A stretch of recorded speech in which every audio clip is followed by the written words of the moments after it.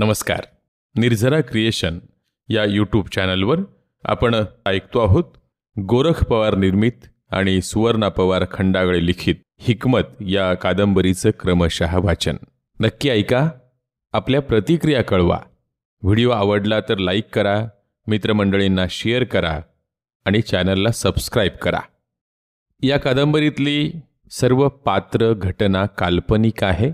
याचा वास्तविक जीवनाशी काही संबंध आढळून आला तर निव्वळ योगायोग समजावा. श्रोतेहो, गेल्या भागात आपण ऐकलं, धोंडा परिस्थितीनं गांजली होती. दगडू अंथरुणावर पडून होता. त्यातच गजरालाही भूताची बाधा झाली. हे सगळं कमी की काय म्हणून धोंडा पाणी आणायला बारवात गेली आणि तिथं ओलसर पायरीवरून पाय घसरला आणि बारवत पडली. मरता मरता वाचली. स्वतःचं दुखणं आणि हा सगळा संसार तिला बघायचा होता. भाऊबंद आपलं स्वतःचं बघत होते. अशातच माणुसकीच्या नात्यानं सखा कुसळ्या अनु वासू मडपतीनं एक गाय आणि एक म्हैस यांना आंदण दिली. आईला घरचं सारं करून दूध घालायला 7 कोस जावं लागायचं म्हणून पांडुरंग म्हणाला की आई मला सायकल घेऊन दे, मी जात जाईल दूध घालायला. दूध घालायला जायला उशीर व्हायचा म्हणून एक दिवस गवळ्याच्या पोरानं त्याला सांगितलं की दूध मला आणून देत जा, मी तुला महिन्याचे पैसे देईल. पांडुरंगनं तो प्रस्ताव घरी सांगितला. आईबापानं थोडी शंका खाल्ली, पण तरीही पांडुरंगला दुखवायचं नाही म्हणून पांडुरंग दूध घालत होता. शेवटी जे व्हायचं तेच झालं. गवळ्याच्या पोरांनी फसवलं. तो दुधाचे पैसे देईना. एक दिवस दुधाचे पैसे मागितल्यावर आणखी 2-4 पोरं बोलावली आणि दूध ओतून दिलं. पांडुरंग रागानं लाल झाला. त्यानं सायकलला दुधाची बिनगी बांधायच्या दावानं एकेकाला सपका द्यायला सुरू केली. 4-5 पोरं, पण काही कळायच्या आत त्यांना धुवून काढलं. तिथं असलेल्या नंदूवान्यांनी हकीकत जाणून घेतली आणि गवळ्याच्या पोरांना दम दिला. पैसे आणून द्यायचे सांगितले. आता पुढे इकडं नंदूवाण्याच्या दुकानी गवळ्यांनी पैसे आणून दिलं, पण 8 दिवस झाले तरी पोरगा पैसे घ्यायला येत नाही असं म्हणून नंदूवाणी घोड्यावर बसून तावड गावात अण्णाच्या घरी आला. त्यानं झाला प्रकार अण्णाच्या कानावर घातला, जो धोंडानं लपवला होता. अण्णाला वाईट वाटलं. धीर गंभीर अण्णानं आपल्या भावना मोकळ्या करून दिल्या. नंदूवाण्याला म्हणाला, बघा, तुमचं वडील मला चांगलं ओळखत्यात. मी त्यासनी औषध दिलं होतं. त्या उपकाराची फेड म्हणून तुम्ही माझ्या एकुलते एका लेकाला बलामतीतून वाचवलं. मी असा धरणीला पडलोय. लेक अजून कळता नाही. काय करावं? माझं समद हारलं बघा. म्या गावाला मदत केली आणि आज माझ्या घरच्यावर ही येळ. देवानं डोळं झाकावं माझं. बघा मग माझ्या माघारी काय का वायना यावंच. अण्णा तसं म्हणू नका. म्या तुमचं नाव ऐकून हाय. तुम्हाला पटत असल तर एक गोष्ट बोलू का? तुमच्या गावच्या शिवारात माझं 12 एकर वावर आहे. आम्हाला कसणं होत नाही. आमचा व्यवसाय चांगला चालू आहे. रोज 7 कोस येणं जाणं आम्हाला जमणार बी नाही. तवा ह्यो दुधाचा नासका धंदा करण्यापेक्षा शेतात राब म्हणा पोराला. पोरगा तुडतुडा हाय पण लय रागाट. म्या डोळ्यानं बघितलं त्या दिवशी. 5-6 दांडगी पोरं एका दमात झोपवली पठ्ठ्यानं. तवा तुमची मालकीन आणि पोरग मिळून राबू द्या वावरात. इथल्या इथं समदा बैल बारदाना देतो, निम्म्यानं कर म्हणावं. पिकलं त्यातलं निम्म हक्कानं घरला घेऊन या तुम्ही. मला बी 4 दाणं मिळत्याल शेतातलं, तुम्ही बी खाईल. हमेशा पाण्यानं भरलेल्या हिरी काळी भोराई, जरा कष्ट केलं तर लई जोमानं पिकल. तुमची हिकमत लई झाक हाय. मी विचारतो सांच्याला कारभार नेला. असं म्हणून अण्णानं नंदूवाण्याकडं कृतज्ञतेनं बघितलं. नंदूवाण्यानं 37 रुपये अण्णाच्या हातावर ठेवीत, ही घ्या दुधाची पगार आणि सांगा मला विचार करून, मी येतो परवा दिवशी असं म्हणून उठू लागला. अण्णा नंदूवाण्याच्या वावराचा सालाचा हिसाब लावू लागला. 12 एकरात ज्वारी किती, गहू किती, हरभरा, तुरी, मूग, उडीद, भाजीपाला साऱ्याचा अंदाज लावू लागला. त्यांच्या बुडत्या काळात नंदूवाण्याच्या रूपानं काठीचा आधार मिळाला होता. आता धोंडाला बातमी केव्हा सांगू? पांडुरंगच्या सोबतीला एक चाकरीचा गडी ठेवू आणि आपण ह्यो दोघं मायलेकराला गावातल्या गावात गुजराण करायला सांगू असं म्हणून दगडू धोंडाची वाट बघू लागला. तिन्ही सांजाला धोंडा बाजाराची बिनगी डोक्यावर घेऊन दमून भागून आली. पांडुरंग जनावर वळून आला आवडानं चुलीवर चहा ठेवला. सकाळचं उरलेलं दूध चहात टाकून तिनं आई, अण्णा, आत्या आणि भाऊ पांडुरंगला चहा दिला. पांडुरंग अण्णाला शिपीनं चहा पाणी पाजित होता. अण्णानं नंदूवाण्याची आणि 37 रुपये मिळण्याची आनंदाची बातमी सांगितली. दोघा मायलेकराला आनंद झाला. दुसऱ्याची मजुरी करण्यापरास नंदूवाण्याचं शेतावर राबायचं बरं आहे, तेव्हा म्या नाही करतो जमलतस, असं म्हणून पांडुरंगनं अण्णाला सांगून टाकलं. आता 14 वर्षाचा पांडुरंग आणि धोंडा भगवान मामाच्या मदतीनं नंदूवाण्याची शेती करू लागले. बैल बारदाना सांभाळू लागले.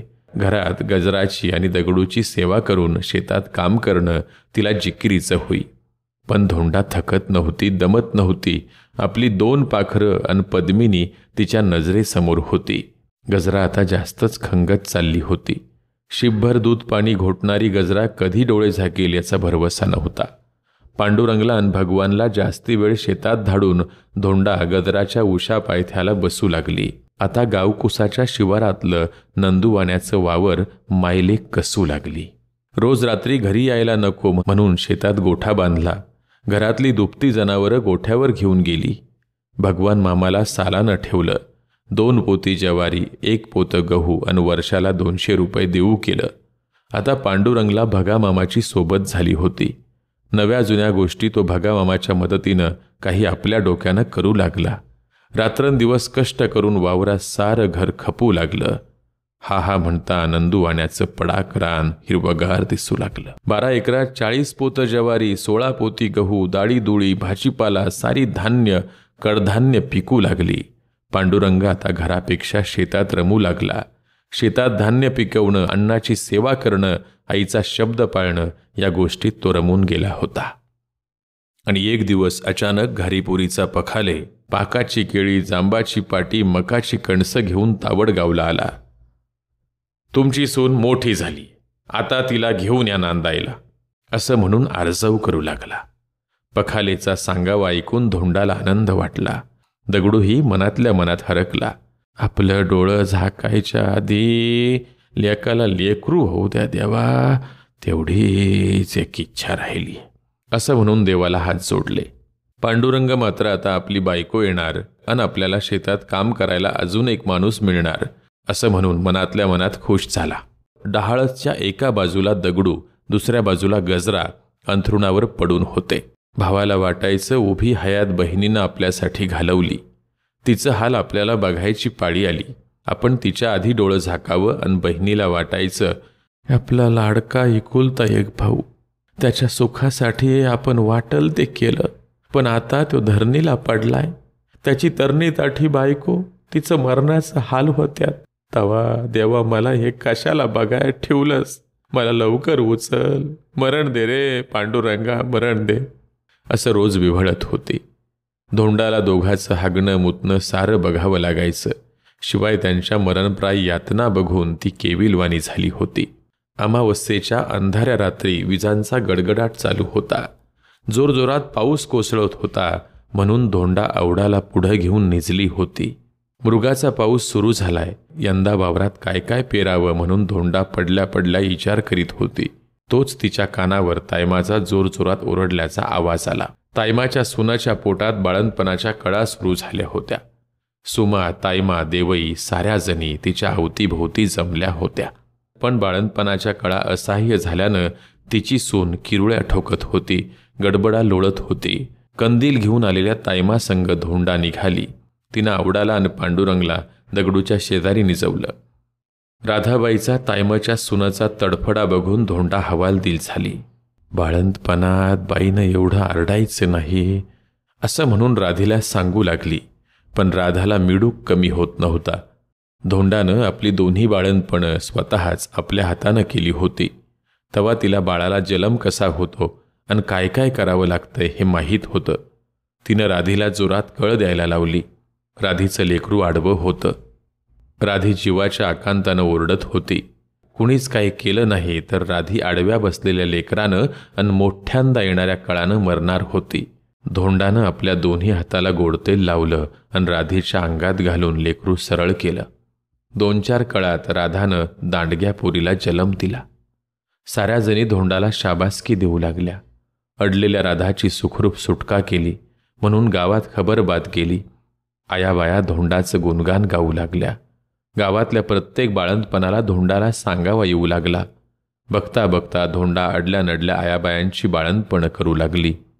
घरकाम, शेतीकाम, गुरंढोरं, औषध पाणी, बाळंतपण, धोंडा साऱ्या आघाड्यांवर हुशार राहू लागली.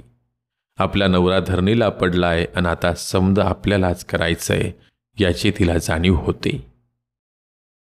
निर्झरा क्रिएशन या यूट्यूब चॅनलवर आपण ऐकतो आहोत गोरख पवार निर्मित आणि सुवर्णा पवार खंडागळे लिखित हिकमत या कादंबरीचं क्रमशः वाचन. संपादन प्रसाद पवार. नक्की ऐका. आपल्या प्रतिक्रिया कळवा. व्हिडिओ आवडला तर लाईक करा, आपल्या मित्रमंडळींना शेअर करा आणि चॅनलला सबस्क्राईब करा. धन्यवाद.